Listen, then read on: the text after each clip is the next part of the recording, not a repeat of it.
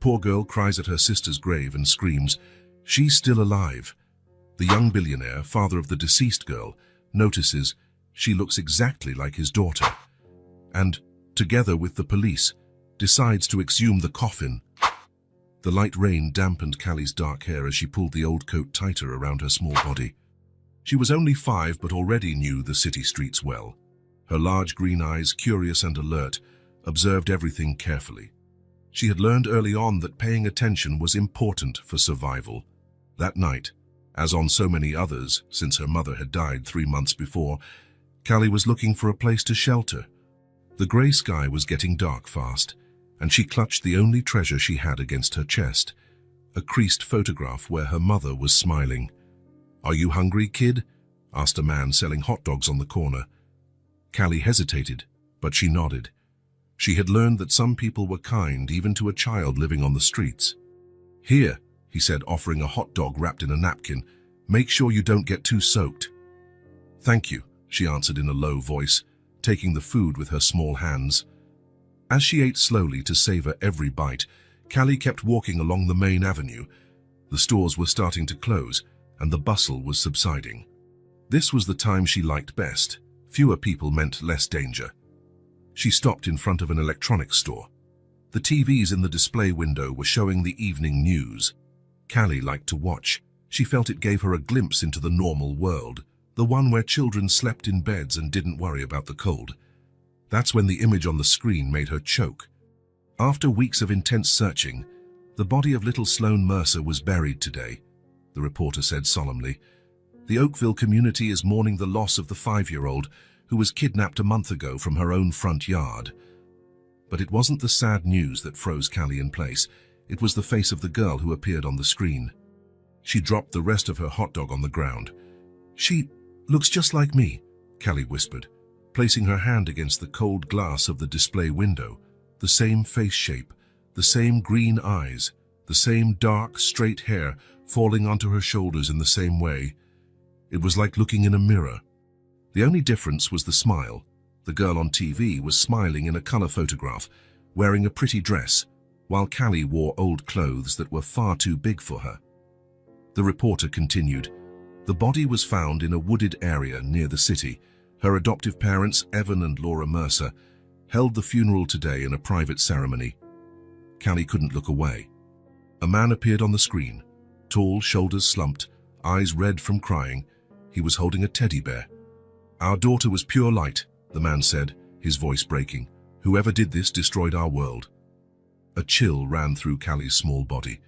It wasn't just the shock of seeing someone so much like her. It was something deeper, like an invisible string tugging at her heart. She placed her hand on her chest, confused by this new feeling. "I know her," she murmured to herself, not understanding why she said that. The newscast moved to another story, but Callie remained there, as though her feet were glued to the ground. The rain was falling harder now, but she hardly noticed. "Hey, kid, are you going to stand there all night?" the store's security guard yelled as he came out to lock the door. "Go on, get out of here." Callie slowly moved away, still staring at the TVs, which were now showing commercials. She walked aimlessly, trying to make sense of the whirlwind of emotions. Where had she seen that girl before? How could they look so alike? She found shelter beneath the awning of a closed building. Huddled against the wall, she pulled from her pocket an old newspaper scrap she used for warmth on cold nights. But sleep wouldn't come. Each time she closed her eyes, she saw the girl's face. Sloan. A pretty name. "Sloan," she repeated quietly, as if testing how it sounded. She closed her eyes and, for the first time since living on the streets, Callie dreamed. In the dream, she ran through a green field with another girl. They were laughing together, hand in hand.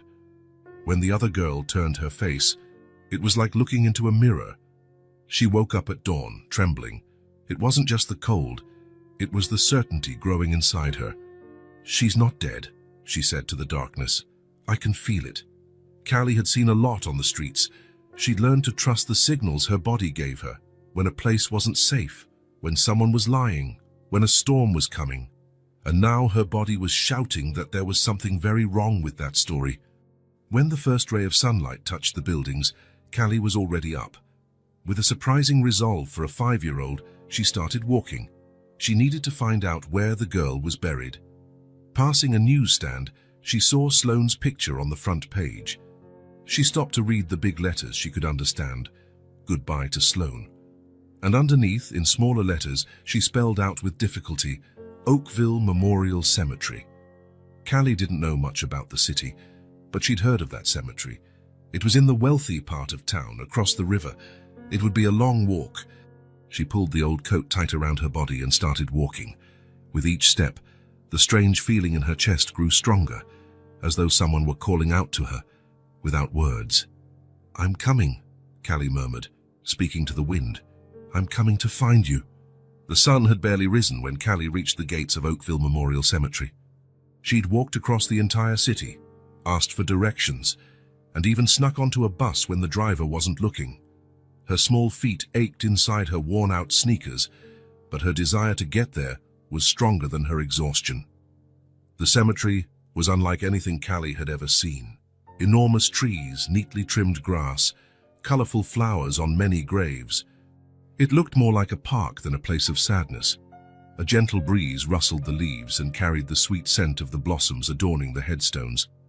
Callie stopped before the large iron gates. For a moment, she felt afraid. What if an adult asked why a 5-year-old was there alone? But the strange feeling in her chest, the one that started when she saw Sloan's face on TV, was stronger than her fear. "What are you doing here by yourself?" asked a man in uniform, appearing from behind a tree with a broom in his hand. "Where are your parents?" Callie looked at the ground, rehearsing the lie she had prepared while walking. "My mom is visiting a grave. She let me walk around a little." The groundskeeper frowned, looking around. "I don't see anyone nearby." "She's further over that way," Callie said, vaguely pointing to a distant part of the cemetery. The man didn't look fully convinced, but his expression softened upon noticing the girl's tattered clothes and how long it must have been since she'd had a proper bath. "Who are you looking for, little one?" Callie hesitated, then decided to risk the truth. "Sloan Mercer." The groundskeeper sighed, his shoulders sagging. "Oh, the little girl they buried yesterday. What a tragedy." He pointed to a more distant area. "She's over there, near that big oak tree. There should still be lots of flowers." "Did you know her?" "Yes," Callie lied, feeling a strange tightness in her throat. We were friends." The man nodded sympathetically. "I'm sorry, kiddo. She was far too young." He hesitated, appearing uncomfortable. "Listen, you shouldn't be wandering around here alone. Go back to your mum soon, okay?" Callie thanked him with a nod and headed in the direction he indicated, aware of his gaze on her back for a few moments. When he finally returned to work, she breathed a sigh of relief and quickened her pace. The path wound among graves of all sizes. Some were simple, just a small plaque on the ground. Others were huge, with statues of angels and saints. Callie read a few names as she passed, wondering who these people had been when they were alive. In the distance, she spotted the place. Even without knowing exactly where it was, she would have found it. A pile of fresh flowers covered a small grave, making it stand out from the others. As she got closer, she noticed there were also toys, teddy bears, a doll, even a tiny plastic unicorn. On the white marble headstone, golden letters spelled out the name Sloan Mercer, our brightest star. Callie felt her legs tremble. Her heart was pounding so loudly she could hear it in her ears. She looked around and, seeing she was alone, knelt before the headstone. "Hi," she whispered, feeling silly for talking to a stone. "I'm Callie." The cemetery was almost completely silent, except for some birds singing in the trees and the distant sound of the wind through the leaves. The girl traced her finger along the golden lettering, following the outline of the name. "Why do you look like me?" she asked quietly. "Why do I feel like I know you?" A dry leaf drifted onto the grave, carried by the wind. Callie picked it up, turning it in her fingers while she tried to understand the storm of feelings inside her. Without realizing it, tears began streaming down her dirty face.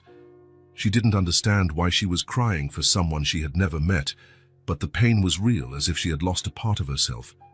As if something important had been torn away from her without her knowledge. I saw you in my dreams, she continued softly, tears now falling freely. I thought I made you up. But you're real. You were real. The tears streamed unchecked down Callie's face. She sobbed, her small shoulders shaking with the effort. Her hands touched the fresh soil of the grave, fingers sinking into it. No, she murmured between sobs. You're not here. Something was growing inside her, a feeling so intense her small body could barely contain it. It was like someone was shouting inside her head, trying to be heard. Callie grabbed a handful of soil, feeling it slip through her fingers. Her tears fell onto her hands, turning the dirt into mud. She's still alive, she said quietly, her voice trembling from crying. Then, in a sudden impulse, she lifted her face to the sky and shouted, "She's still alive!" Her cry echoed through the cemetery, startling some birds into flight from the nearby trees. Callie knelt again, resting her forehead against the cold headstone. "She's still alive," she repeated, her voice now a hoarse whisper. "I can feel it." It was at that moment she realized she was no longer alone. She looked up and saw a tall man standing a few yards away, frozen at the sight of a little girl kneeling at his daughter's grave, her face wet with tears. Evan Mercer dropped the bouquet of white flowers he was carrying, his eyes wide with shock. The soft rustle of flowers hitting the grass made Callie turn fully around. They stared at each other in silence. Evan saw his daughter's ghost in another child. Callie saw the man from the television, the father of the girl who looked just like her. For long seconds, neither of them breathed. "Who are you?" Evan finally asked, his voice so rough it almost didn't come out. Callie took a step back, frightened. The survival instinct she'd learned on the streets told her to run, but something stronger kept her there. "I'm sorry, sir. Your face," Evan murmured, coming closer slowly as if afraid to scare away a wild animal. "How is this possible?" The girl thought of running. That was what she always did when adults seemed suspicious. But something held her in place, as though her feet were rooted to the ground. "Why did you say she's alive?" Evan asked, kneeling so he'd be at her eye level, still leaving a few steps between them. Callie bit her lip, undecided. Life on the streets taught her not to trust strangers. But something in this man's eyes, there was a grief so deep it looked endless, and a small glimmer of hope she had just awakened. "I can't explain," she finally said. "But I feel it in here." She tapped her own chest, right over her heart.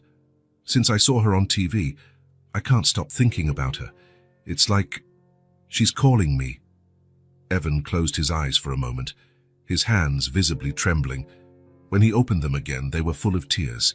"What's your name?" he asked softly. "Callie." "Callie Bennett. Where are your parents?" said Callie. The girl stared at the ground, kicking a small pebble with the tip of her shoe. "My mom died. I don't have a dad." "I'm so sorry," Evan said, and he sounded sincere. "Who takes care of you?" Callie shrugged. "No one. I take care of myself." Evan tried to process what was happening. The resemblance was impossible to ignore. This girl could be Sloan's twin sister, and now she appeared alone, saying things that made no sense but sent chills down his spine. That lit a spark of hope he'd buried with a tiny coffin. "Wait here," he said finally, standing up. "I'm going to make a phone call." Evan stepped a few paces away but kept his eyes on the girl, as if afraid she might vanish if he blinked. He pulled out his phone and dialed a number he knew by heart. Callie sat on the grass near the headstone, hugging her knees. Her stomach rumbled with hunger. She hadn't eaten since the day before, when a kindly baker gave her leftover bread at closing time. But she was used to ignoring that. "Dana, it's Evan," she heard him say on the phone. "I need you to come to the cemetery now. It's about Sloan, or rather, it's complicated. Just come, please." While they waited, Evan walked back to Callie. Hesitantly, he pulled a pack of cookies from his coat pocket. "Would you like one?" he offered, holding out the package. Callie hesitated, but hunger prevailed. She nodded and took a cookie, eating slowly to make it last. "Do you come here often?" Evan asked, trying to break the awkward silence. Callie shook her head. "It's my first time. I saw the news yesterday and I had to come. How did you get here?" Walking, I also took a bus for a bit. Evan looked at the girl's worn sneakers, imagining how far she must have walked. Dark stains of dirt clung to her small hands that held the cookie so carefully. You live on the streets? Callie shrugged. For now, since my mom died. You have no other relatives? No one else who can take care of you? No, it was just me and my mum. Evan looked like he wanted to ask more questions, but he was interrupted by the arrival of a car.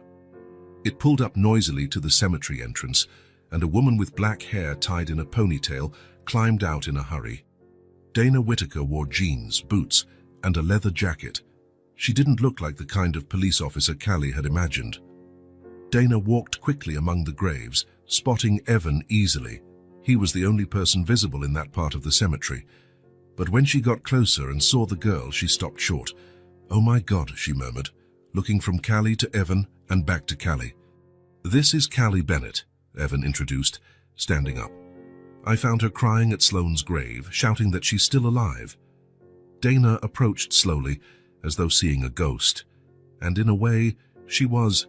The resemblance was terrifying. "Hi, Callie. I'm Dana Whitaker." "Are you a cop?" Callie asked warily, noticing how Dana studied her. "I'm a private investigator now. I used to be with the police," Dana explained, kneeling in the grass to be at the girl's eye level. "Can I ask you some questions?" Callie shrugged, finishing the last bit of her cookie. "Sure." "How old are you, Callie?" Dana began. 5. Dana glanced at Evan, who nodded silently, the same age as Sloan. "And why do you think Sloan is alive?" Dana asked directly. Callie closed her eyes for a moment, as if trying to listen to something very faint. When she opened them, a certainty shone in them that seemed odd in such a small child. "I've been dreaming of her, for weeks. I thought it was all in my head, but now I know she exists." "What do you see in these dreams?" Evan asked, leaning forward, his voice thick with emotion. "A girl who looks just like me," Callie answered simply. "Sometimes we're together, like we've known each other forever." Dana took a notepad from her bag and started writing. A stronger gust of wind blew, stirring the flowers on the grave. "And when did these dreams start?" Dana continued. "I'm not exactly sure," Callie said, thinking a bit and furrowing her brow. "Maybe a month ago. It was before my mum died." Evan raised his eyebrows. "A month ago is when Sloan disappeared." Dana wrote something down quickly, underlining the words. "Callie," Dana said slowly, "you said you feel Sloan is alive. Exactly what do you feel?" The girl placed her hand over her heart, as if trying to hold on to something precious inside. "That's like a pull in here, like someone calling me without using words." She looked straight at Evan. "I know it sounds crazy. I've met really crazy people on the streets. I'm not crazy. I just know she's not down in that hole." Dana and Evan exchanged a meaningful look. Dana stood up and pulled Evan aside, a few steps away from Callie. "This is impossible," Dana whispered. "The resemblance is—" "I know," Evan replied. "What do you think?" Dana bit her lip, pondering. "I can't explain it, but maybe we should exhume the body." Evan finished the thought. Dana nodded slowly. "I know it sounds crazy, but what if there was a mistake? The body was badly decomposed when it was found. Identification was done mainly by the clothing and the location, remember?" Evan looked at the flower-covered grave, then at Callie, who was waiting on the grass, watching a bird that had landed on a nearby headstone. "What do we tell the judge?" Evan asked. "That a homeless girl appeared saying she dreamed of my daughter?" "No," Dana answered firmly. "We'll say we found evidence that calls the body identification into question. It's vague, but it might work. I'll call Judge Thompson. He owes us a favor. Maybe I can get authorization for tomorrow morning."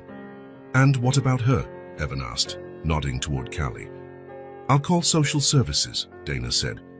"But given the circumstances, maybe they'll allow her to stay in your temporary custody." Evan hesitated. "Laura is at her sister's. Since the funeral, she hasn't been able to stay at home." "All the better. This would be too hard on her right now, especially if—" She let the sentence trail off. While the adults talked, Callie continued to sit by the headstone. The midday sun shone brightly now, warming her face. She closed her eyes and for a moment she thought she heard a very faint voice calling her name. It wasn't a real sound, it was as if it came from inside her. "I know you're alive," she whispered to the wind. "I'll find you." Dana came back over, putting her phone in her pocket. "Callie, do you have somewhere to stay tonight?" The girl shrugged. "I always find somewhere." "You'll stay at my house," Evan interrupted, his voice firm but kind. "At least for tonight." Callie gave him a wary look. "Why?" "Because you appeared for a reason," Evan replied, his voice trembling slightly, "and I need to find out what it is." Dana nodded. "I've already made a few calls. Tomorrow we're going to verify some things." "The body?" Callie asked bluntly. The adults looked surprised by her perceptiveness. "Yes," Dana confirmed. "We're going to check if it's really Sloan." "It's not," Callie stated firmly. "You'll see." Sitting beside his daughter's grave, with the afternoon sun casting long shadows among the headstones, Evan observed Callie's face, identical eyes, nose, lips, a little girl who appeared out of nowhere, like a sign, shouting what his father's heart had wanted to believe. "Why did you show up now?" he asked in a quiet voice. Callie looked at him with eyes that seemed much older than her 5 years. "Because she needs to be found." A heavy silence fell over the three as the sun began its descent. The headstone's shadows stretched over the green grass like fingers trying to reach for something. The cemetery was nearly empty now, with only the groundskeeper working in the distance, occasionally casting curious glances at the strange group gathered around the newest grave. Among flowers wilting under the heat and whispered promises to the wind, a truth waited to be uncovered. Tomorrow the earth would be removed, the coffin opened, and the first step in finding Sloan would be taken. Callie took one last look at the headstone before following Evan and Dana to the car. The golden letters gleamed in the late afternoon sun, but she knew the name inscribed there belonged to someone still breathing somewhere out there. "I'll find you soon," she promised softly. Morning arrived with a gray sky and a light drizzle falling over Oakville Memorial Cemetery. Despite the weather, the place was far from its usual silence. A small group had gathered around Sloan Mercer's grave, officers from the police department, cemetery workers, a medical examiner, and standing off to the side, Evan Mercer, Dana Whitaker, and Callie. Evan stood motionless, his face pale in contrast to his dark overcoat. His eyes didn't stray from the grave as workers removed the flower wreaths and prepared the equipment for exhumation. Dana stood next to him, occasionally whispering words of encouragement he barely seemed to register. Callie clung tightly to Evan's hand. She had spent the night at his house, sleeping in a guest room after a quiet dinner. Neither had slept well, Evan anxious about what was coming, and Callie, unaccustomed to sleeping in a real bed for the first time in months. "Are you sure you want to do this?" asked Detective Miller, approaching Evan. He was a middle-aged man with deep under-eye circles and a tired expression. "We can proceed without you being here." "I need to be here," Evan replied, his voice steadier than anyone would expect. "If there's any chance, I have to know." Miller nodded, casting a curious glance at Callie. Dana had explained the situation as best she could. New evidence, possible misidentification, no mention of dreams or unexplainable sensations. Still, the situation was unusual enough to raise eyebrows. "All right, we're set, sir," one of the workers announced. "Callie, you don't have to see this," Dana said kindly. "We can wait in the car." But the girl shook her head. "I want to stay." The machine started up, carefully removing the earth. Callie watched with an intensity that was strange for a 5-year-old. There was no fear in her eyes, only a silent certainty. It took nearly an hour to fully expose the coffin. Small, white, adorned with golden details, a coffin made for an angel, as the funeral home staff had called it. Evan swallowed hard as the workers prepared to remove the lid. "Mr. Mercer, last warning," said the medical examiner. "The body has been decomposing for almost a week. It won't be a pleasant sight." "I understand," Evan replied, holding his composure. The examiner signaled the assistants, who carefully undid the coffin's seals. An absolute silence fell over everyone present as the lid was lifted. The smell came first, the cloying, nauseating odor of death. Several of those present covered their noses with handkerchiefs or sleeves. Then everyone could see. Inside the coffin, dressed in a small white dress, lay the body of a little girl. Dark hair framed a face just beginning to distort from natural decay. Even so, it was evident this was a child of about 5 years old. Evan took a step forward, his eyes fixed on the body. The medical examiner and his assistants worked quickly, photographing, measuring, collecting samples. "Doctor," one of the assistants said, pointing at something on the body's neck. The medical examiner approached, examining closely. "Interesting. What is it?" Dana asked, stepping closer. "A birthmark," the examiner explained. "A small mark on the right side of the neck." Evan felt as though the ground had disappeared beneath his feet. "Sloan doesn't have a birthmark on her neck," he said in a barely audible voice. "Are you sure?" Detective Miller asked. "Absolutely," Evan responded more firmly now. "I know every inch of my daughter. She does have a small birthmark, but it's behind her left ear, not on her neck." The examiner signaled an assistant Ruka, who handed him a folder. He opened it, checking some documents. "There's no mention of any neck birthmark in the preliminary autopsy report," he said. "But given the condition of the body when it was found..." He trailed off. "How long to confirm through DNA?" Dana asked. "With top priority, 2 or 3 days," the examiner replied. "We don't need to wait that long," Evan said. He moved closer to the coffin, looking fixedly at the child's small hands. "Sloan broke her right wrist about a year ago. She fell off her bike. The bone should show signs of a healed fracture." The examiner frowned in thought. He motioned to one of his assistants, who brought a small portable X-ray device. "We can check right now," he said. As they prepared the equipment, Callie remained silent, watching everything with her large green eyes. She seemed neither scared nor disturbed by the sight of the body, just confirmed in her certainty. The examiner positioned the device and took the scan, studying the digital image on his tablet.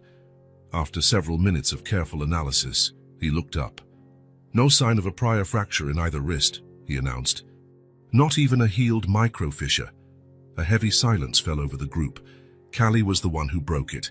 "I told you," she said in a clear voice that carried in the damp morning air. "It's not her." Detective Miller looked at the girl, then at Evan. "Mr. Mercer, it means we have to find my daughter," Evan finished, his voice trembling with a mix of fear and newborn hope. "She might still be alive." The following days were a flurry of activity. Sloan Mercer's case was officially reopened, and the police launched a new round of investigations. The body found in the woods belonged to an unidentified girl, possibly another missing child who had never been reported. Evan barely slept, splitting his time between meetings with investigators and caring for Callie. Social services had agreed to grant him temporary custody, given the extraordinary circumstances and the lack of known relatives for the girl. Evan's home, once a monument to grief, had turned into a command center. The guest room now belonged to Callie, who was still adjusting to the idea of having a roof over her head. On a rainy night, a week after the exhumation, Evan found Callie sitting on the living room floor, flipping through a photo album. It was full of pictures of Sloan, her first birthday, days at the park, dressed up for Halloween. "She looks happy," Callie commented, noticing Evan in the doorway. "She is," Evan answered, sitting down beside the girl. "She is." The use of the present tense didn't escape Callie, who gave a small smile. "Do you want to tell me about yourself?" Evan asked gently. "About your mum." Callie was silent for a moment, turning another page in the album. "Her name was Rose," she said finally. "She was beautiful. She used to sing to me before bed. Did you always live on the streets?" The girl shook her head. "No, we had a tiny apartment, but when she got sick she lost her job, then she couldn't pay rent." Callie hugged her knees. "She tried really hard to get better, but she kept getting weaker." Evan felt a lump in his throat. What kind of illness did she have? "In her lungs. She coughed a lot." Callie looked at her hands. "Toward the end, she couldn't even get out of the bed we had in the shelter." "I'm so sorry, Callie. She told me to be strong," the girl continued. "Said I needed to keep going, even without her." Callie lifted her gaze. "But it's hard to be strong when you're scared all the time." "Scared of what?" Evan asked softly. "Everything." Callie shrugged. Not having food, someone stealing what little I have, bad adults, falling asleep and never waking up like my mom. She paused. But the worst is the fear of being forgotten, like I never existed. Tears filled Evan's eyes. He reached out hesitantly, and when Callie didn't pull away, he placed a hand on her shoulder. "You're very brave," he said. "Braver than many adults I know." Callie gave a timid smile. "My mom used to say that too." "She was right," Evan confirmed. Then, after a moment's hesitation, "Callie, I wanted to ask you something about Sloan." The girl nodded, closing the photo album. "You said you dream about her, that you feel she's calling you." Evan chose his words carefully. "Do you still feel that?" "Yes," Callie replied without hesitation. "Every night when I close my eyes, it's like she's trying to show me something, but I can't quite see it clearly. What do you think it means, why you and her? Why are you so alike?" Callie thought for a moment. "I don't know," she said honestly, "but I think there's a reason for it. My mom always said things happen for a reason." They sat in silence, the sound of rain against the windows filling the room. Finally, Evan stood. "Let's make some hot chocolate," he suggested. "It's the perfect night for that." In the kitchen, while Evan prepared the drinks, Callie watched him curiously. He was unlike the other adults she'd met on the streets. He didn't look at her with pity or suspicion. He treated her like a real person, not a problem to be solved. "Why are you doing all this for me?" she asked suddenly. "Letting me stay here and everything." Evan paused, considering his answer. "Because you showed up for a reason," he said finally, echoing the words he'd spoken in the cemetery. "And I want to find out what that is." Callie accepted this with a nod. When the hot chocolate was ready, they went back to the living room, sitting on the couch to watch a cartoon Evan found on TV. It was a simple, almost ordinary scene, a man and a child drinking hot chocolate on a rainy night. But for Callie, it meant something she hadn't had in months: security. And for Evan, it was a reminder that life went on, even in the midst of despair over his missing daughter. Days slipped into a routine. In the mornings, Evan worked in his home office, making calls, reviewing leads, while Callie roamed the house or drew pictures. In the afternoons, they often drove to the police command center, where Evan met with investigators and Callie waited patiently. Dana had become a regular presence, visiting almost daily. She treated Callie kindly, all the while maintaining her professional curiosity, keen to understand the mystery of the girl's resemblance and the unexplainable bond Callie seemed to share with Sloan. One particularly hot afternoon, on the way back from the police station, Evan made a detour. He parked in front of a brightly colored ice cream shop. "How about some ice cream?" he suggested. "It's the perfect day for it." Callie's eyes lit up.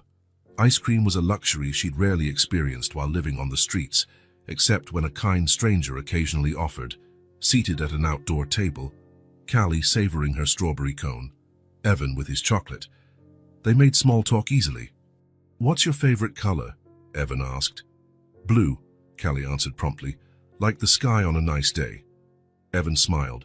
"You know Sloan loves blue too." Callie didn't look surprised. "Makes sense," she said simply, licking her ice cream. "What else do you like to do? I mean, if you can choose." The girl thought for a moment. "I like drawing and watching the stars. My mom taught me some constellations." Evan nodded, absorbing each new piece of information about Callie like puzzle pieces he couldn't yet fit together. "You must miss her," he said gently. Callie nodded. "Every day." But she hesitated, choosing her words. "It doesn't hurt as much now. I guess it's because I'm not alone anymore." A warm feeling spread through Evan's chest, the realization he was making a difference, however small, in the life of this extraordinary child who had appeared as if by magic. "You're not," he confirmed, "and you won't be again." That night, when Evan went to say goodnight to Callie, he found her already asleep, hugging an old teddy bear he'd taken from a box in the attic. She seemed so small and fragile in the big bed, her face peaceful despite the extraordinary circumstances that had brought her there. Evan adjusted the blanket over her and, without thinking, placed a light kiss on her forehead. "Thank you for giving us hope," he whispered. In the hallway, He stopped in front of Sloan's closed bedroom door. A week ago, he couldn't even look at that door without feeling his heart ripped apart. Now there was a spark of hope. "We'll find you," he promised softly. "Wherever you are." In the guest room, Callie stirred in her sleep, a faint smile forming on her lips as she dreamed of a girl identical to her, smiling and waving from afar, waiting to be found. Night fell gently over the Mercer home. Outside, crickets began their nightly symphony, and the first stars appeared in the darkening sky. Inside, the silence was broken only by the ticking of the clock on the living room wall. Evan finished putting away the dinner dishes and stepped into the living room, where Callie had fallen asleep on the couch. The storybook they'd been reading together was still open on her chest, rising and falling with her quiet breaths. It had been a long day, another meeting with the detectives, more false leads, more disappointments in the search for Sloan. But now, watching Callie sleep, Evan felt a strange peace. Over the last few weeks, her presence had brought something back into the house that he couldn't define. Not happiness exactly. How could it be, with Sloan still missing? It was something more subtle, deeper, like the universe was reminding him that life goes on, that love is still possible even in the midst of pain. He settled silently into the armchair across from the couch, simply watching the girl. Her dark hair was spread over the cushion, the nearly invisible scar above her right eyebrow, the way her fingers curled slightly even in sleep. It was all so familiar, so much like Sloan that it sometimes hurt to look. But it wasn't just that. There was something in Callie that was uniquely hers, a quiet strength, an older than her years wisdom born from her experiences on the streets. Something Sloan, raised in comfort and security, had never needed to develop. "You fill a void I didn't even know how to name," Evan whispered to the sleeping child. And it was true. In the 5 years since adopting Sloan with Laura, Evan had believed his family was complete, that nothing was missing, that his heart's space was entirely occupied. How could he have known there was another space quietly waiting for Callie? He rose carefully, gently removing the book from the girl's hands. He thought about carrying her to bed but decided not to risk waking her. Instead, he covered her with a light blanket. In the dim living room, Evan noticed again that disturbing resemblance. It wasn't only their physical traits, it was the way Callie furrowed her brow in her sleep, exactly like Sloan. The slight movement of her lips, as if she were talking to someone in her dreams. The question he'd been avoiding for weeks returned with full force. How is this possible? Two girls, the same age, identical, who had never met, until Callie started dreaming about Sloan at the exact moment she disappeared. Evan knew he had to face the truth that had been there all along, that he had suspected from the moment he saw Callie in the cemetery, a truth that would change everything. He went back to the kitchen and opened a drawer he kept locked. From it, he took a folder containing Sloan's adoption papers. He sat at the table and, for the 100th time since the case reopened, examined every page. Child, female, born on March 15th, surrendered for adoption by the birth mother who chose to remain anonymous. No information on the biological father. Nothing about a sister. Nothing about twins. Nothing beyond those few cold, bureaucratic lines. Evan thought of the social worker who handled the adoption, Mrs. Harmon. She had retired 2 years ago, but he still had her contact information. Maybe it was time to make a call. He glanced at the clock. It was nearly 11 p.m. Too late to call. Tomorrow, he decided. Tomorrow he would start unearthing this truth nobody had told him. He returned to the living room and looked once more at Callie. Who would have guessed that in the midst of such suffering, he'd find this extraordinary child? A girl who was somehow, inexplicably, connected to his missing daughter. A girl who brought a renewed sense of purpose to his life when he needed it most. "Good night, little one," he whispered, adjusting the blanket one last time before heading upstairs to his own room. Morning arrived, sunlight streaming through the living room curtains. Callie woke slowly, rubbing her eyes and trying to remember why she was on the couch. She stood, carefully folding the blanket, a habit learned on the streets, where every possession had to be treated with care. "Good morning," Evan's voice came from the kitchen. "Did you sleep well?" Callie nodded, walking to the kitchen where the smell of pancakes filled the air. In recent days, she had begun to get used to this new routine. Regular meals, an adult asking how she'd slept, a place to call home, at least temporarily. "I made blueberry pancakes," Evan said, placing a plate in front of her. "They're your favorite fruit, right?" "Yes," Callie replied with a small smile. Another thing she was getting used to, being known, being remembered.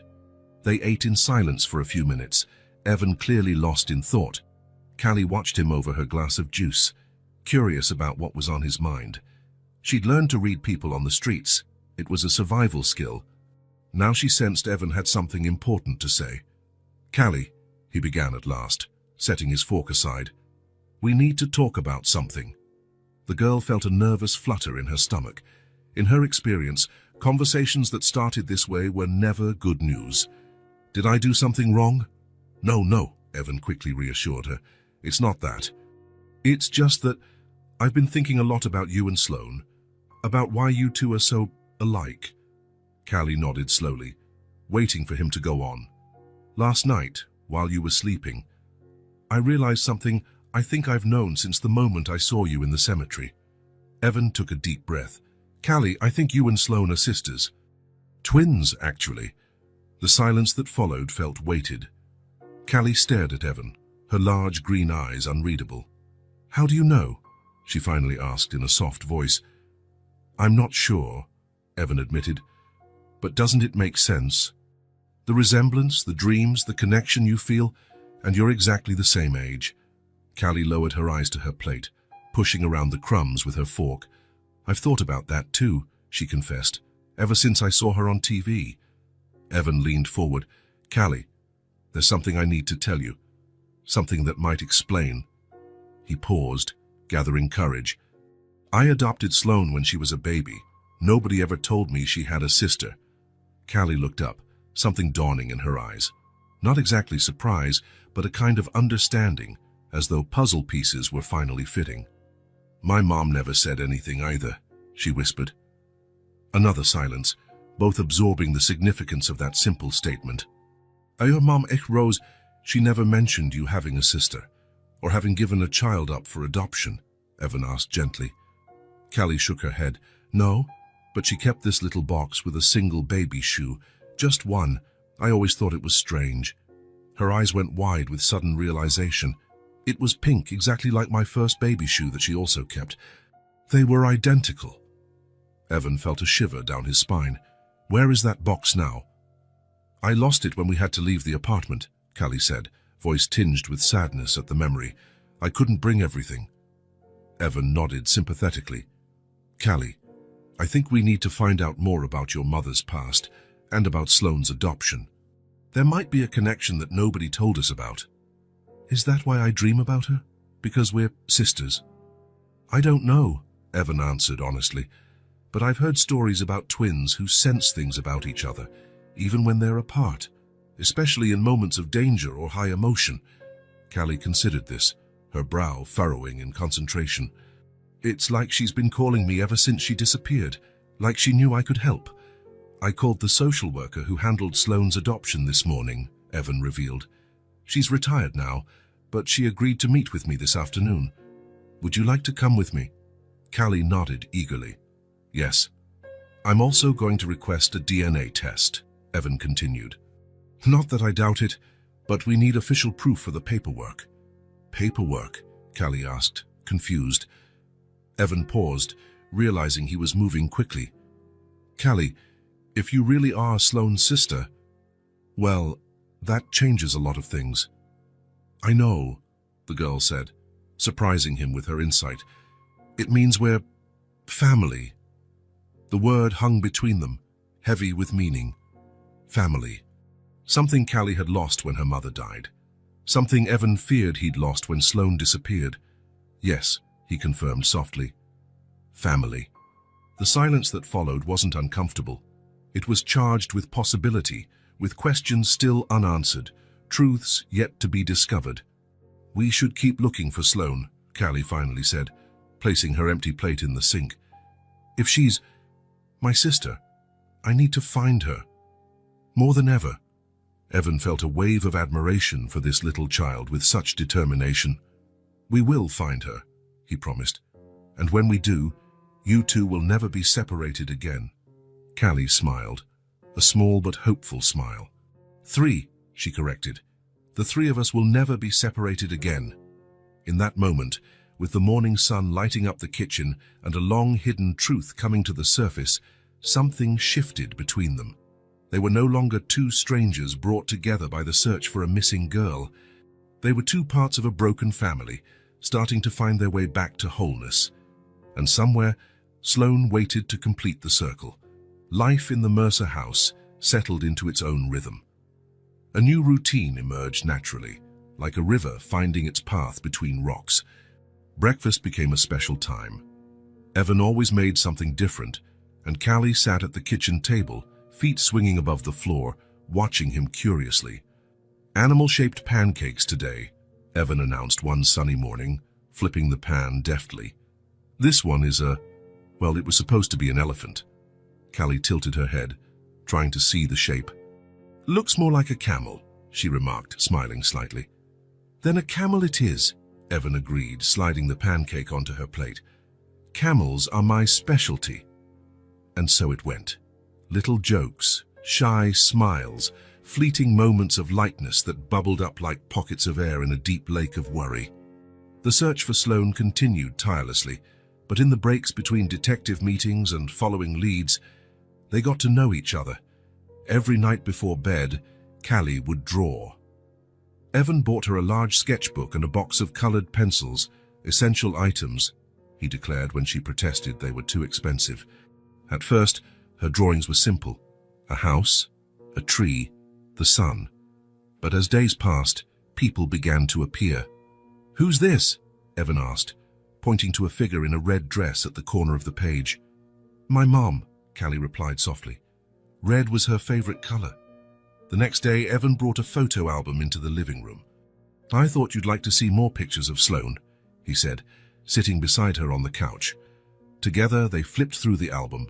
Sloan as a baby, her first steps, blowing out candles on her 3rd birthday. Callie ran her fingertip over each picture, as if she could sense her sister through the paper. "She looks happy," she observed, studying a photo of Sloan grinning broadly, her face smeared with chocolate ice cream. "She is," Evan replied, deliberately using the present tense. "She's a very cheerful kid." One afternoon, while rain drummed on the windows, Callie seemed restless. She wandered the house, picking things up and putting them back, gazing outside, sighing. "Do you want to see her room?" Evan asked finally. Callie's eyes widened. "Can I?" "Sure," he said, standing. "Come on." Sloan's room was at the end of the 2nd-floor hallway. The door was shut. Evan hadn't gone inside since she disappeared. He hesitated for a moment, hand on the doorknob before pushing it open. The room was exactly as Sloan had left it. Soft yellow walls, a bed with a star-patterned quilt, shelves full of books and toys. A miniature dollhouse occupied one corner, and in another corner, an easel with colorful drawings. Callie stepped in slowly, as if treading on sacred ground. Her eyes scanned every detail, absorbing each piece of her twin's life. "She likes stars too," she said, touching the quilt on the bed. "Yes," Evan confirmed. "We used to look at constellations in the backyard on summer nights. She knows them all." Callie walked to the bookshelf, running her fingers along the colorful spines. She stopped at a large book with a fuzzy creature on the cover. "This is her favorite," she said, not as a question but as a certainty. Evan looked surprised. "How do you know?" Callie shrugged. "I just do." She pulled the book off the shelf and flipped through it. "My mom used to read me this story. About the monster who wasn't scary, he was just lonely." They sat together on Sloan's bed, and Evan read the book aloud, even though Callie already knew it. When he finished, she looked around the room again. "It's strange," she said softly. "It feels like I've been here before." "Maybe you have," Evan replied. "In your dreams." Dana Whitaker was now a frequent visitor to the house. She brought updates about the investigation, but also observed Callie with ever-growing interest. As an investigator, she was trained to notice details, and the details about Callie were fascinating. One sunny afternoon, while Callie played in the backyard, Dana and Evan talked on the porch. "Look at the way she walks," Dana remarked, pointing at Callie chasing a butterfly. "That tilt of her head to the right, the way her hands move when she's excited." Evan nodded. "I've noticed, and she furrows her brow in concentration exactly like Sloan." "They're not just physical traits," Dana went on. "They're mannerisms, habits, things usually learned, not inherited." They watched Callie crouch to examine a flower, touching it gently as if afraid of harming it. "The DNA test confirmed it, of course," Dana said. "They're identical twins. But even so what?" Evan asked. Dana shook her head, as though trying to articulate a difficult thought. "She reminds me so much of Sloan, like they share the same moments, as if even separated, they lived parallel lives." Callie discovered a ladybug and was now carefully walking toward the porch to show it off. Her face lit up with a smile that Evan knew so well from his other daughter. "Common sense," Dana continued, "not just in mannerisms, but in their preferences. You told me she likes the same foods, the same books, the same colors. It's as though they share a bond beyond genetics." "The dreams," Evan murmured. "Is she still dreaming about Sloan?" Dana nodded. "She told me yesterday she is. She said the dreams are clearer now. She can see trees, water, but still can't pinpoint where exactly." Callie arrived at the porch, holding out her hand with the ladybug. "Look, it has 7 spots." "That means good luck," Evan said, smiling at her. "I know," Callie answered, watching the small insect crawl across her palm. "My mom said ladybugs are messengers of good news." Dana and Evan exchanged glances. Yet another coincidence. Laura, Evan's wife, used to say the exact same thing to Sloan. Later, after Dana left, Evan and Callie sat at the kitchen table for dinner. It was part of their new routine. He cooked, she set the table, they ate together, talking about their day and slowly weaving an invisible web of trust and affection. "Dana thinks we're close to finding Sloan," Evan remarked, pouring more juice for Callie. The girl nodded, a serious look on her 5-year-old face. "I know, I feel she's waiting." "How do you feel about it?" "Having a sister." Callie thought for a moment, spinning her glass in her hands. "Happy, scared too. What if she doesn't like me?" Evan smiled gently. "She'll love you, like I already do." The words came naturally, without forethought. For a moment, Evan worried he'd gone too far too fast. But the smile that lit Callie's face dispelled his doubts. "I love you too," she answered simply. That night, while Callie slept in the guest room and the house lay quiet, Evan sat in the living room, looking at photographs spread out on the coffee table, pictures of Sloan, pictures of Callie he'd started taking in recent days. Side by side, they were almost indistinguishable. 2 little girls who should never have been separated. 2 halves of a whole that somehow, against all odds, were finding their way back to each other. "We'll find you, Sloan," he whispered to the darkness. "Your sister is showing us the way." Night was calm in the Mercer house. The full moon cast silvery light through the guest room curtains, where Callie slept soundly. Downstairs, Evan worked in his office, once again reviewing the case files, searching for any clue that might have been missed. The ticking clock and the rustle of turning pages were the only sounds. That was when a scream tore through the night, a high-pitched scream of terror, making Evan drop his pen and dash upstairs, skipping 2 steps at a time. His heart pounded as he reached Callie's door. "Callie!" he called, pushing the door open forcefully. The girl was sitting up in bed, eyes wide in the dark, hands gripping the sheets so tightly her knuckles were white.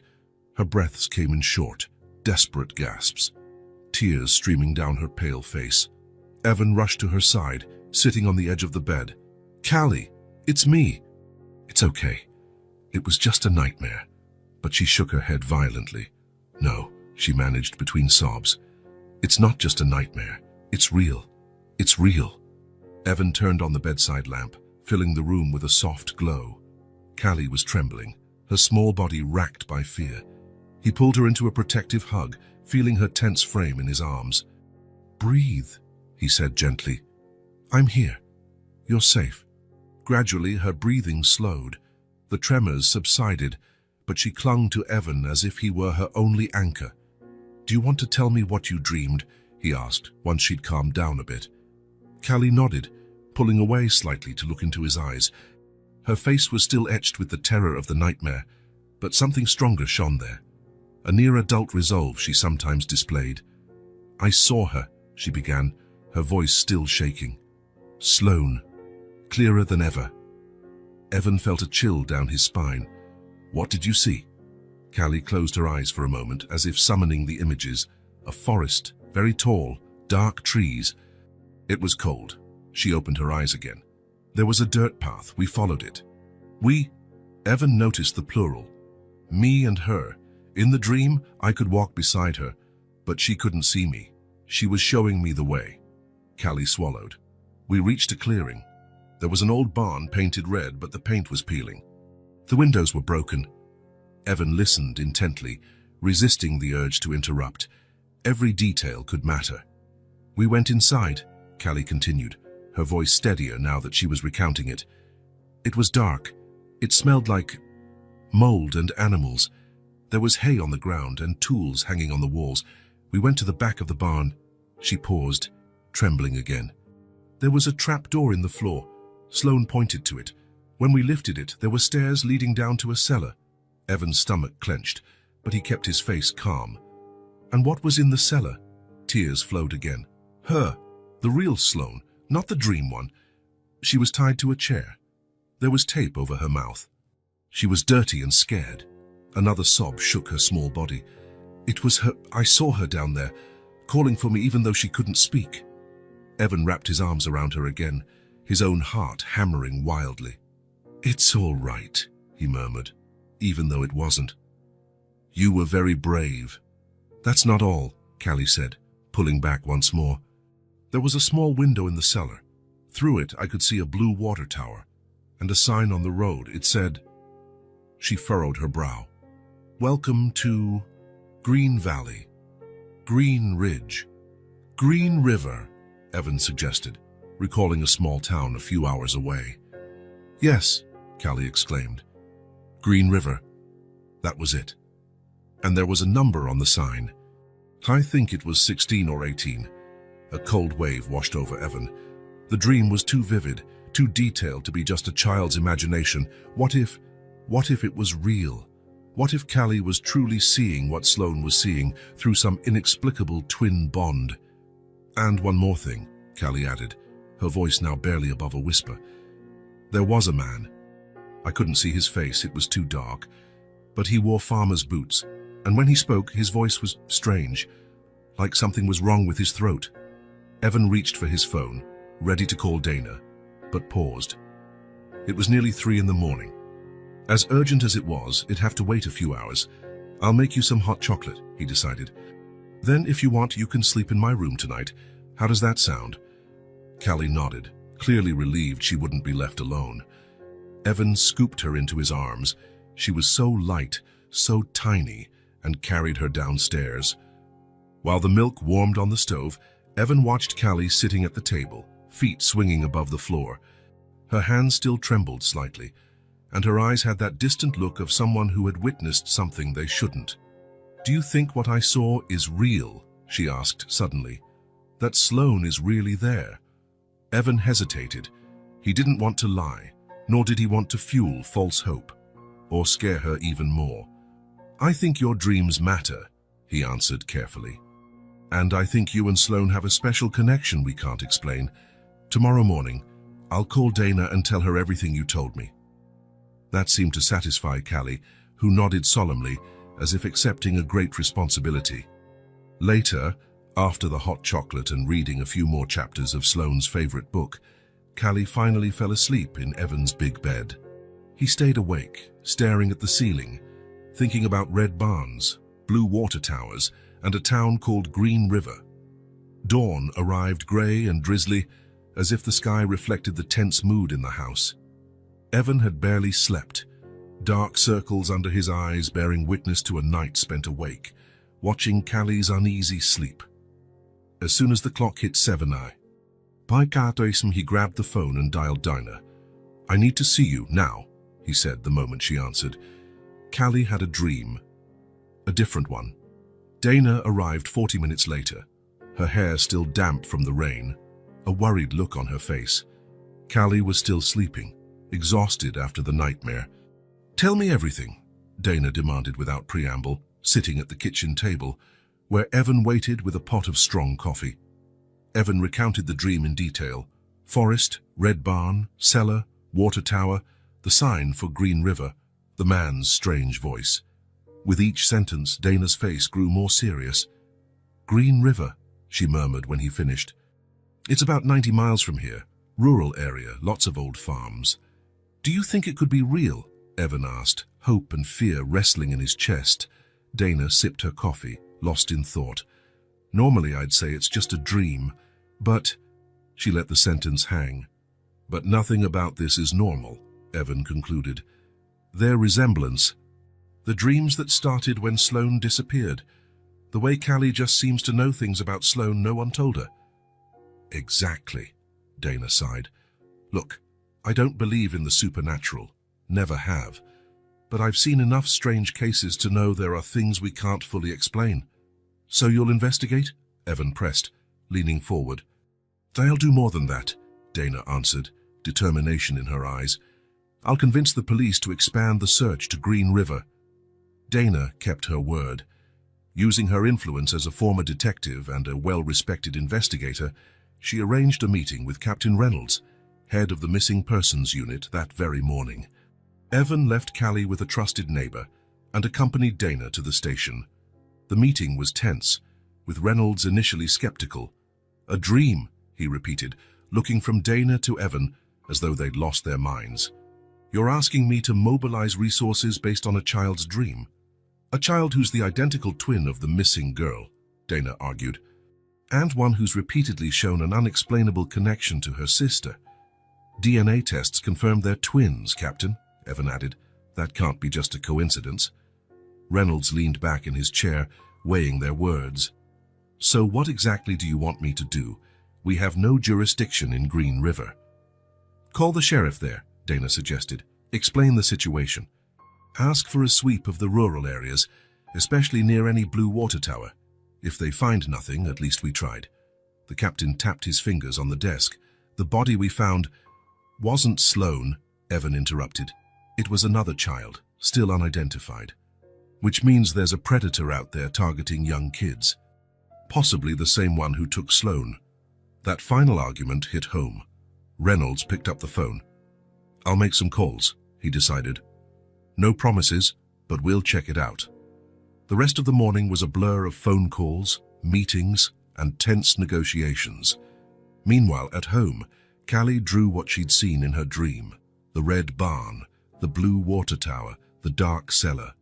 Her remarkably detailed illustrations for a 5-year-old were handed over to the police for the search. By afternoon, there was confirmation. The sheriff of Green River, a man named Tom Hadley, verified the presence of a blue water tower on the outskirts of town. Yes, there were multiple abandoned farms in the area, some with red barns. "We're coordinating with Sheriff Hadley," Reynolds informed Evan and Dana, who waited anxiously in his office. "We'll deploy helicopters, K9 units, and search teams to that region." "When do they start?" Evan asked, unable to hide the urgency in his voice. "Tomorrow at first light," Reynolds answered. "I need a few hours to organize. Green River is a large rural area with many isolated properties. It'll require a coordinated effort." Dana nodded, satisfied with his response. "We'll need detailed maps of the region, and it'd help to talk to local people who know the area well, someone who can point us to old red barns." "Sheriff Hadley is already on it," Reynolds said. "He's gathering local residents who might help.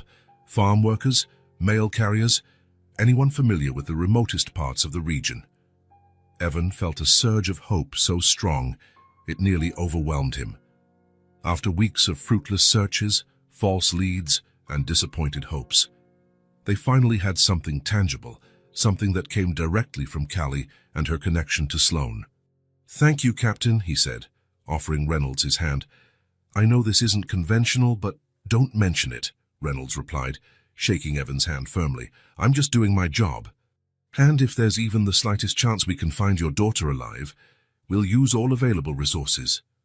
As they left the station, the sun was beginning to set, painting the sky in shades of orange and purple. The rain had stopped, leaving the air clean and fresh. "Do you think we'll find her?" Evan asked quietly as they walked to the car. Dana looked at him, her eyes reflecting the golden evening light. "I've never given up on a case in my career," she said, "and I won't give up on this one. We'll find her, Evan." Callie showed us the way. When they arrived home, Evan found Callie in the living room, drawing again. She looked up at him, a silent question in her gaze. "They're going to search," Evan confirmed, sitting beside her on the couch. "Tomorrow, helicopters, K9s, the whole works. They'll find that red barn." Callie nodded and returned to her drawing. This time, besides the barn, she drew a small girl sitting in a corner, hugging her knees. "She's waiting," Callie said without looking up. "She knows we're coming." That night, while Callie slept once more in her room, Evan sat on the porch, gazing at the stars that began to shine in the night sky. Somewhere, 90 miles away, Sloan might be looking at the same sky through a tiny cellar window, waiting, holding on to hope. "We're coming, sweetheart," he murmured into the darkness. "Hang on. We're coming." Meanwhile, in Green River, Sheriff Hadley hung up his phone after yet another call to a local resident, a farmhand who knew every inch of the area, each abandoned property, every hidden red barn in the woods surrounding the small town. "Meet me at the station tomorrow at 5 in the morning, the sheriff instructed. "We'll need your help." Dawn in Green River arrived cold and shrouded in a thick fog, clinging to the trees like ghosts. The sun was just a hint on the horizon when the search teams gathered at Sheriff Hadley's office. Local officers, police from Evans City, K9 specialists, and Evan himself, who hadn't slept a wink. Dana was by his side, clutching a mug of strong coffee, her eyes fixed on the map laid out on the central table. They'd marked all known red barns in the region, but the area was vast, with many abandoned properties and unlisted roads. "We have 10 teams ready to start," Sheriff Hadley explained, pointing at the map. "Each team will cover one sector. The helicopters can't do much in this fog, but as soon as it lifts, they'll join in." Evan studied the map, trying to match it with Callie's drawings. The blue water tower was marked, and around it, several red dots indicated possible barns matching the description. "That's a lot of them," he muttered, feeling the weight of the task ahead. "That's why I called in reinforcements," the sheriff replied, looking toward the door as a man walked in. He was tall and lean, about 50 years old, sun-worn skin and calloused hands. He wore faded jeans, a red flannel shirt under a battered jacket, and mud-stained boots. His face was serious, belonging to someone who knew this land and its secrets intimately. "This is Frank Tanner," the sheriff said. "He works as a caretaker for several local properties. He knows these woods better than any map." Frank nodded politely, not smiling. His blue eyes scanned the group, lingering on Evan. "You're the girl's father," he stated, not a question but a fact. Evan nodded. "Evan Mercer." "Thank you for helping." Frank shrugged, a gesture suggesting it was no big deal. "No child should be lost in these woods, especially not now, with winter coming." The sheriff slid the map toward him. "Frank, we need your help to narrow our search area. We're looking for an abandoned red barn near the water tower." Frank leaned over the map, his fingers tracing the paper with the precision of someone who knows the place by heart, not just as lines. "There are 5 barns that fit that description," he said after a moment, "but only 3 are truly abandoned. The other 2 are still used for hay." He marked 3 points on the map with a pencil. They were all within about a mile of the water tower, but in different directions. "We'll start with these," the sheriff decided. "Frank, can you guide one of the teams?" The caretaker nodded but then hesitated, an odd look on his face. "There's something you all should know," he said finally. "Something that happened a few days back." Everyone in the room perked up, silence suddenly heavy with expectation. "I was out checking fences on the far north side of the Wilkins property," Frank began, pointing to a spot on the map. "Near this barn here." He indicated one of the 3 marked points. "It was almost dusk. I heard something." "What did you hear?" Dana asked, leaning in. Frank swallowed as though the memory bothered him. Screaming, a child, sounded like cries for help. It scared me. Evan's heart quickened. What did you do? I tried to follow the sound, Frank continued, but it got dark fast and that part of the woods is thick. I thought maybe it was just an animal, you know. Sometimes coyotes can sound, well, like children screaming. Dana and Evan exchanged a look, both suspecting that it was no coyote. Why didn't you report this earlier? The sheriff asked, his tone curious rather than accusatory.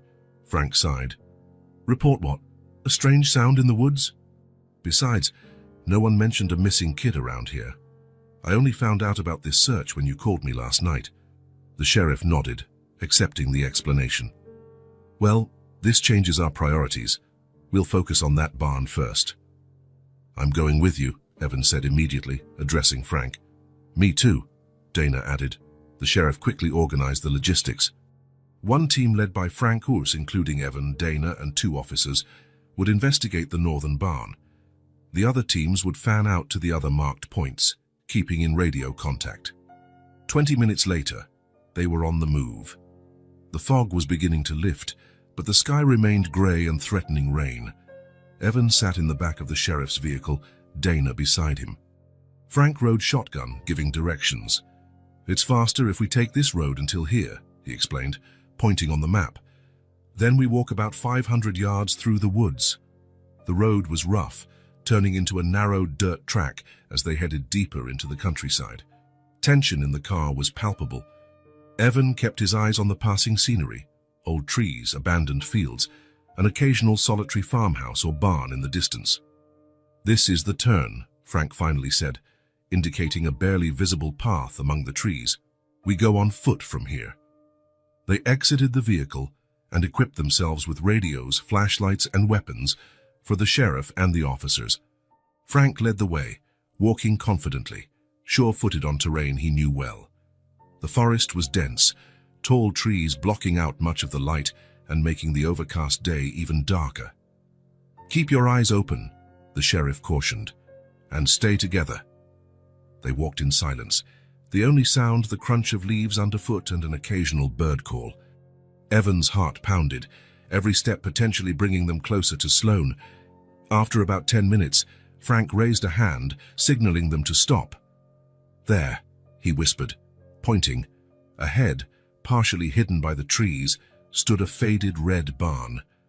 The paint was peeling in places, and one of the large doors hung crookedly on its hinges. It matched Callie's description exactly. We'll approach carefully, the sheriff whispered. We don't know if anyone's inside. They moved slowly, crouched low, making as little noise as possible. At the edge of a small clearing, the sheriff directed the officers to circle the perimeter. Frank, stay here with Mr. Mercer, he ordered. Dana, you and I will go in from the front. Officers Jensen and Ramirez cover the back. Dana nodded, drawing her weapon, a relic from her detective days. Evan wanted to protest, to say he had to be the one to go in first, to find his daughter, but he knew that would be reckless. If the kidnapper was still inside, it could be dangerous. Minutes that felt like hours passed, as Evan and Frank watched the officers take positions. Finally, the sheriff and Dana crept up to the barn's front entrance, while the other 2 disappeared around the structure. The sheriff counted silently to 3 with his fingers. Then he and Dana darted in, guns raised. Evan held his breath, waiting for shots or shouts. Instead, after a pause, he heard the sheriff's voice over the radio. Initial check clear. No sign of occupants. Come on in. Frank signaled to Evan, and they ran toward the barn. Inside, Evan was met with the smell of mold, old straw, and something else, a smell suggesting recent human presence. The barn's interior looked exactly like in Callie's dream. Rusty tools hung on the walls, hay scattered across the floor, dust swirling in beams of light from the gaps in the roof. But there were also clear signs that someone had been there recently. Check this out, one of the officers called, pointing to a corner. A pile of old blankets, an empty water bottle, some food scraps, and something that made Evan's blood run cold. A small pink hair tie, identical to the ones Sloan always wore. She was here, he whispered, picking up the hair tie with trembling fingers. There's more, Dana called from the other side of the barn. "Come take a look." They all gathered where Dana was crouched, examining the ground. There, partially hidden under old straw, was a trap door. "The cellar," Evan murmured, recalling Callie's words. The sheriff motioned for them to step back, and he and Dana positioned themselves on either side of the trapdoor, weapons at the ready again. With a swift movement, the sheriff grabbed the metal ring and pulled, revealing a dark opening and a wooden ladder leading down. "Sheriff's Department," he called. "Anyone down there?" Silence. Only the faint echo of his own voice. "I'm going in," Dana decided, putting one foot on the first rung. "Stay alert." "I'm going with you," Evan said firmly, making it clear he wouldn't take no for an answer. The sheriff hesitated, then nodded. "All right, but stay behind her. Frank, you and the other officers hold position here." Dana descended first, flashlight in one hand, gun in the other. Evan followed closely, heart pounding so hard it felt like it would burst from his chest. The ladder creaked under their weight. The air grew colder and damper as they descended. At the bottom, Dana swept the flashlight in a circle, illuminating the space. It was a small cellar, concrete walls and a dirt floor. A single narrow window near the ceiling let in a sliver of dull light. And there, in a corner among rags and an old blanket, lay a small, unmoving shape. Evan felt the world come to a halt. Dana moved cautiously forward, gun still raised, while he remained frozen on the last step. "There's someone here," Dana shouted, voice tight. Then, more softly, "Sloan?" "Sloan Mercer." The figure stirred slightly. A faint moan escaped. Dana lowered her weapon and hurried to the bundle, Evan right behind her. The flashlight revealed what his heart already knew. It was Sloan, his daughter, alive. Her face was filthy and gaunt, her dark hair tangled. She wore the same clothes from when she vanished, now dirty and torn. Her eyes were half closed, as if the light hurt after days in darkness. "Sloan," Evan whispered, dropping to his knees beside her. "Oh my God, Sloan." "Daddy?" Her voice was barely a breath, almost inaudible.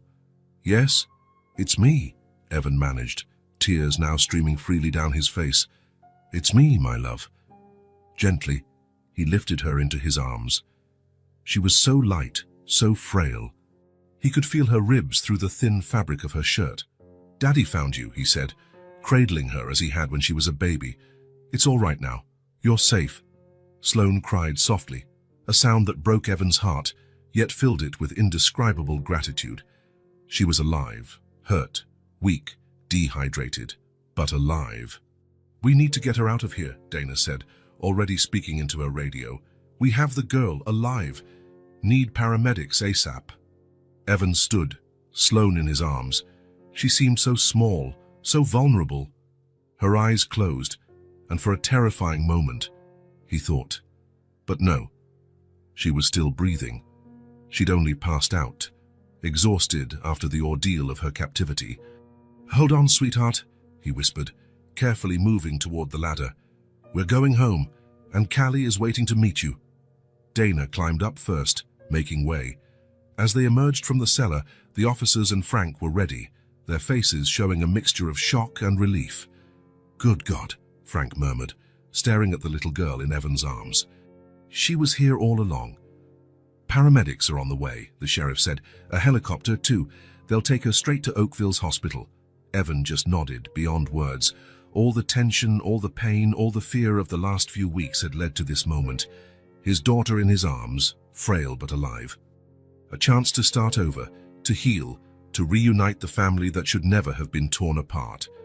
While waiting for the paramedics, Evan sat on an old bale of hay, holding Sloan tight. Dana came over, placing a blanket around the girl. "You did it," she said softly to Evan. "Or rather, you both did. You and Callie." Evan looked at his daughter's sleeping face, so much like Callie's, twins separated by fate, reunited by a bond that defied explanation. "We need to tell Callie," he murmured. "I'm already calling the neighbor who's with her," Dana assured him. "She's going to be so happy." Outside, sirens echoed through the woods. Help had arrived. Soon, Sloan would be in a hospital, receiving the care she needed. And then she would finally meet her twin sister, the girl who refused to believe she was dead, the one whose dreams had led them to this moment. Frank stood by the barn door, watching father and daughter with a pensive expression. "Shall no," he said slowly. "I've seen a lot of strange things in these woods over 30 years, but never anything like this." Overhead, the thump of helicopter blades now filled the air, circling the clearing in search of a landing spot. "It's a miracle," said the caretaker. "No other word for it." Evan looked up, meeting the man's eyes. "It's not a miracle," he corrected gently. "It's love, the kind of love that keeps people connected, even when they're apart." As the paramedics finally arrived, rushing through the forest path with their bags and equipment, Evan gently kissed Sloan's forehead. "We're going home, sweetheart," he whispered. "Your sister is waiting." Oakville Children's Hospital was a modern building with a colorful facade, decorated with animal paintings and child-friendly furniture to make the experience less frightening. On that sunny morning, Evan walked down its white corridors, firmly holding Callie's hand. She was quiet, her steps hesitant, her eyes fixed straight ahead. 3 days had passed since Sloan's rescue, 3 days of medical tests, police interviews, and reporters camped outside the hospital.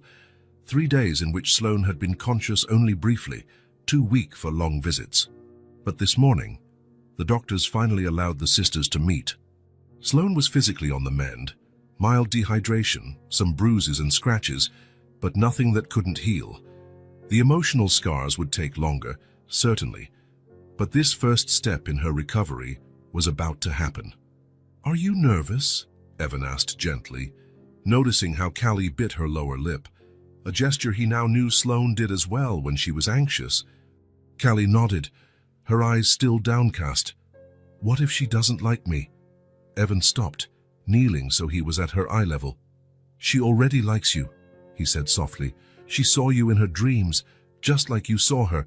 You two met before you ever met in person." That brought a small smile to Callie's lips. "Right."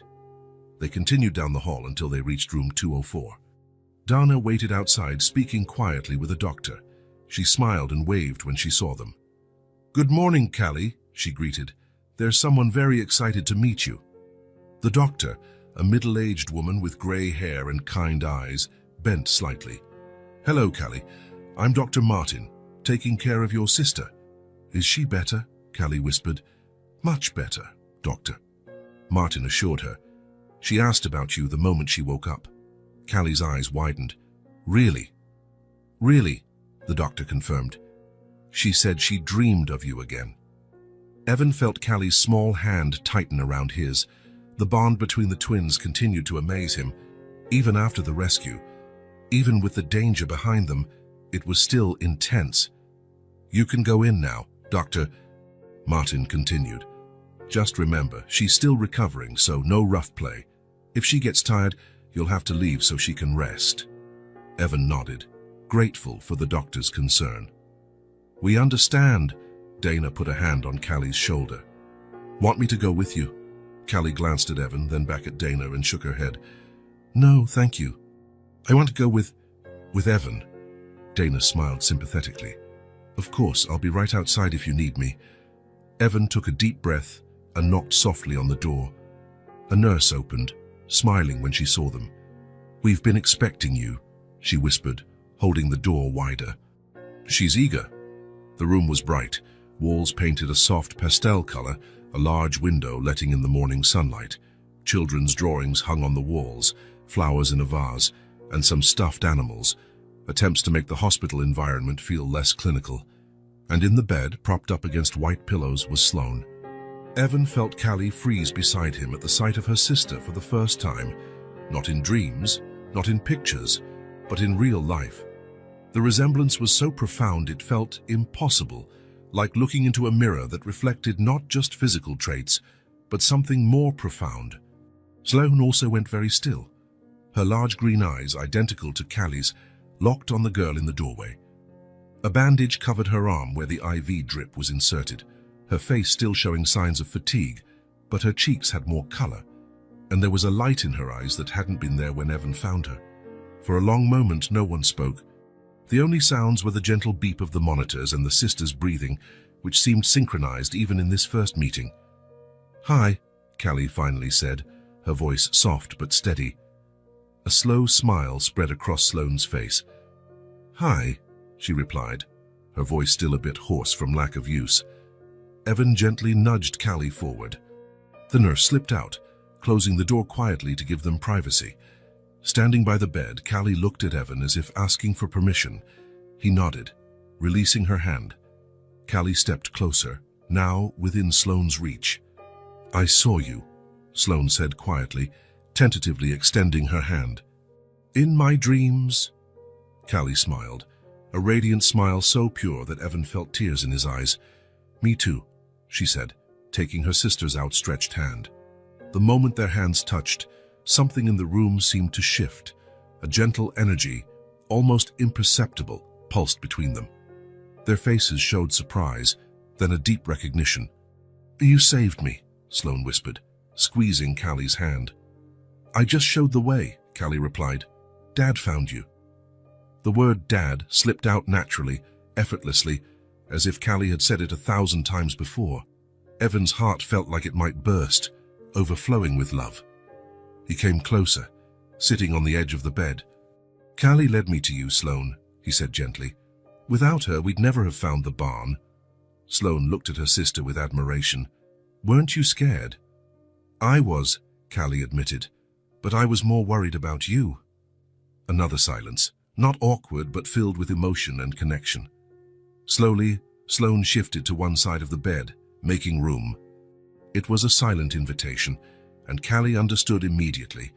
Careful not to tug any tubes or wires, Callie climbed onto the bed, sitting beside her sister. For a moment, they just looked at each other, as though memorizing every feature. Then, as if moved by the same impulse, they hugged. Evan watched, tears now freely flowing down his cheeks, as his daughters embraced for the very first time. Their small arms wrapped around each other with a naturalness that defied the fact they had been separated at birth. There was no hesitation, no strangeness, only the recognition that something that had been incomplete was now whole. "I knew I wasn't alone," Sloan murmured against Callie's shoulder. "Even when I was scared, I felt someone was with me." "You'll never be alone again," Callie promised. "Never again." Evan moved closer, enveloping them both in his arms. His daughters together at last. A family he never knew he could have, now complete. "You two are a miracle," he whispered, kissing their identical dark heads. "My miracle." The girls pulled back slightly, just enough to look at each other again. They had so much to say, so many stories of separate lives now merging into one. But for now, this moment was enough. Two halves of a whole, reunited at last. Golden morning light poured through the hospital window, bathing the twins. Whatever lay ahead, they would face it together. Whole at last, as they were always meant to be. While the twins recovered in the hospital, Dana Whitaker continued her investigation. The case wouldn't end with Sloan's rescue. Someone was responsible. Someone had meticulously planned the kidnapping, planted a false body, and kept a 5-year-old captive for weeks. The abandoned barn was the first clue. In the county records office, Dana pored over dusty yellow documents, tracing the owner of that forgotten piece of land. The property had changed hands many times over the decades. It originally belonged to the Harkins family, then to a lumber company, and finally, about 5 years ago, to a company called Bright Vale Holdings. "Bright Vale Holdings," Dana muttered, writing it down. Back at the station, she discovered the company was nothing but a shell, with no physical office or known employees. Just a mailing address and one name listed as director, Marcus Turner. That was when her phone rang, a contact from the financial department.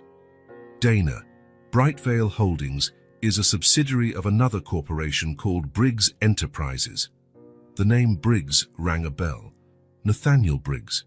It had come up early in the investigation into Evan's background, then dismissed as irrelevant. An old business partner. Within an hour, the picture was clearer. 7 years ago, Nathaniel Briggs and Evan Mercer had been partners in a tech firm. The partnership ended when Evan discovered Briggs was embezzling funds. Evan had reported him, and Briggs lost everything: money, reputation, career. And Marcus Turner, he was Briggs's cousin with a history of petty crimes. He had motive, he had means, and now we know he has a connection to the place, Dana concluded. I need a warrant for Nathaniel Briggs's residence. Nathaniel Briggs's mansion was in an exclusive gated community outside the city. Dana led the team approaching his front door, the warrant in her pocket like a promise of justice. Briggs was tall and thin, grey-haired, his eyes cold. He wore an impeccable grey suit as though expecting visitors. Mr. Briggs, we have a warrant to search your property in connection with Sloan Mercer's kidnapping, Dana announced, showing her badge. There must be a mistake, Briggs said smoothly. I know nothing about this. The search was thorough. In his office, hidden in a safe behind a painting, they found a folder containing surveillance photos of the Mercer home, details of Sloan's routine, and receipts of payment to Marcus Turner. Even more, notes on an unidentified girl, same age and appearance as Sloan, living in a shelter. The girl whose body had been planted to be found and mistaken for Sloan. When Dana returned with the evidence, Briggs's composure finally cracked. Mr. Briggs, you're under arrest for the kidnapping of Sloan Mercer and the death of Jane Doe. As the officers handcuffed him, Briggs smiled, a hollow smile, devoid of humor or happiness. He left me with nothing, he said calmly. So I took what he loved most. You kidnapped an innocent child for revenge, Dana said, disgust seeping into her voice. Business is business, Briggs replied. He destroyed my life. I wanted him to feel the same. During interrogation, the full picture emerged. Briggs had hired Marcus Turner to carry out the kidnapping. Another accomplice, an employee at a morgue, supplied the body of a child who had died of natural causes to pass off as Sloan. The plan was to keep Sloan alive for a few weeks, prolonging Evan's agony. And then, Dana shuddered at what might have happened if they hadn't found Sloan in time. 2 days later, Evan went to the police station. He needed to see cut with his own eyes the man who nearly destroyed his family. Nathaniel Briggs sat in the interrogation room, still wearing his expensive suit, now rumpled after days in a cell. When Evan entered, their eyes met. Did you really think this would fix anything? Evan asked, his voice low but steady. Briggs didn't answer, merely returned his stare. You tried to break me, Evan continued, but in the end, you're the one who's lost. Briggs finally spoke. You left me with nothing. You made your choices, Evan replied, and now you've made another, one that will cost you the rest of your life. Evan turned to leave but stopped at the door. You know what's ironic? If you hadn't done this, I would never have found Callie. I'd never have known Sloan had a twin sister. In a way, you made my family more complete. Briggs's mask slipped at last, revealing the emptiness of his vengeance, pointless, destructive only to himself. Evan walked out without a backward glance.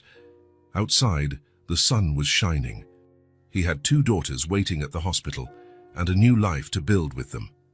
At the subsequent trial, Briggs was found guilty on all counts.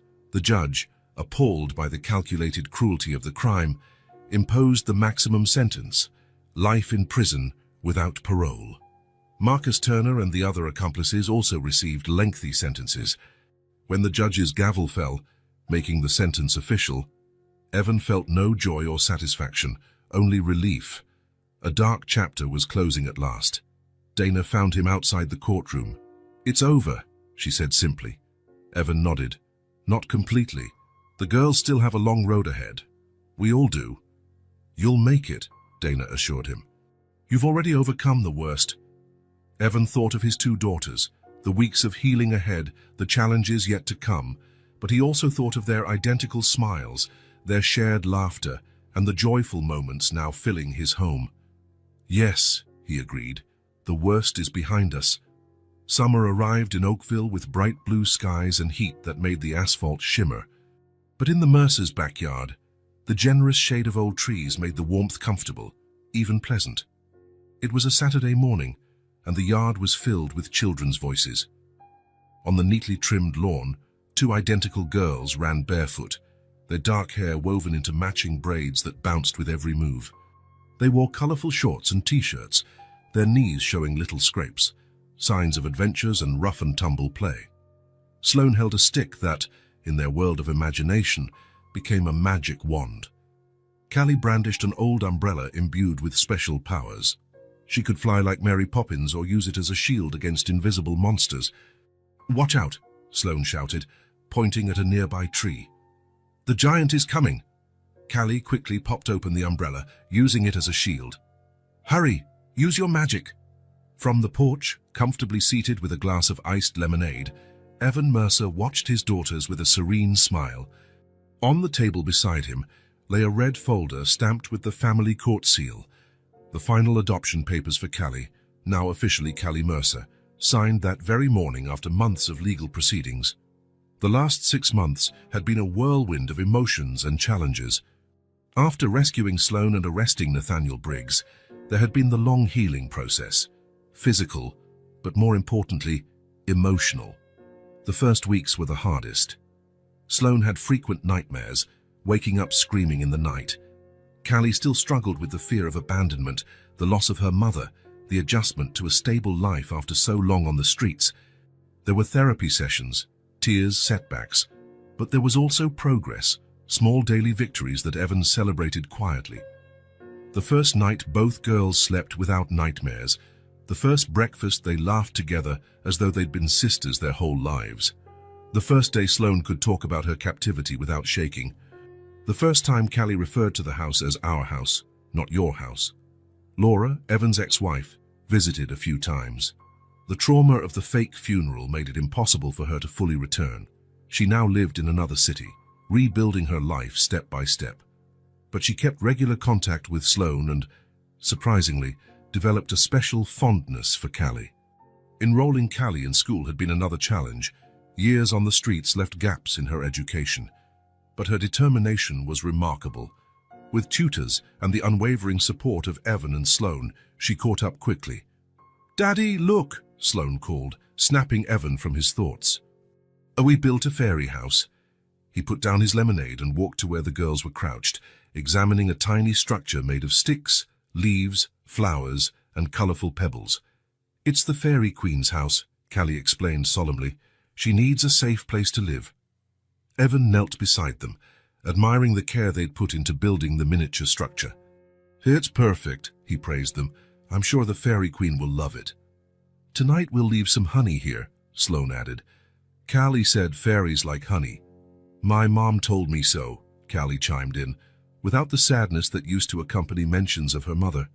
Now there was only sweet remembrance. "Your mom was right," Evan agreed, gently touching Callie's shoulder.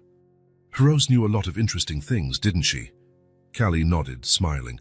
One of the little rituals they had created was honoring Rose's memory, keeping her alive through stories and memories. In the living room, a photo of her now held a place of honor alongside the family pictures.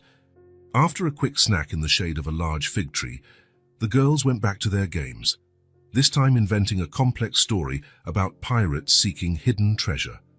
Evan returned to his seat on the porch, observing them from his favorite spot. The midday sun cast a golden glow over the yard, contrasting perfectly with the vibrant green of the grass and trees. The girls' laughter filled the air like music, a moment of perfection Evan knew he would cherish forever. Dana had been right when she said months ago that it was like they shared the same time. There was a synchronicity between Sloan and Callie that surpassed physical resemblance, the way they finished each other's sentences, how they seemed to communicate without words, how they instinctively knew what the other was feeling. Watching them run across the yard, identical faces alight with smiles, Evan felt a gratitude so profound it almost hurt. "I thought I lost one daughter," he murmured to himself, eyes brimming with tears. "And now, I have two." His gaze lingered on Callie, the improbable child who appeared out of nowhere and changed everything. "Thank you, Callie. You led me to her." In the yard, the girls were now dancing in circles, holding hands and singing a made-up song about fairies and pirates and magical treasures. Their laughter blended into one sound, just as their shadows merged on the grass beneath the sun, two halves of a whole at last reunited. A family broken and rebuilt, stronger for having once been shattered. If this story touched your heart, Subscribe to the channel and turn on notifications so you don't miss the next ones. Leave a like because it helps this story get recommended to more people. See you in the next story.